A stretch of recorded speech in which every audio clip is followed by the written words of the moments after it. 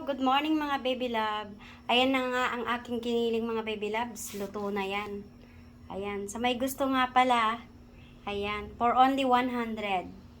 Ayan, ganyan ang ordera niyan. Ano to baby loves ha? Ganito kalaki to. Ayan. Ganito kalaki. At yan ay puno. Puno yan mga baby loves ko ng laman. For only 100, isang tab.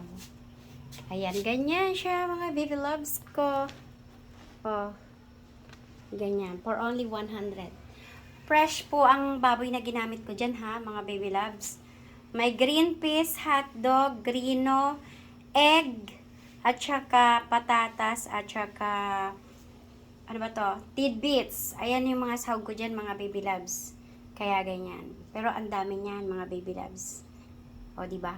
Ang pork po natin, ang kilo po ng pork natin, 285. Fresh po yung niluto ko. Fresh na,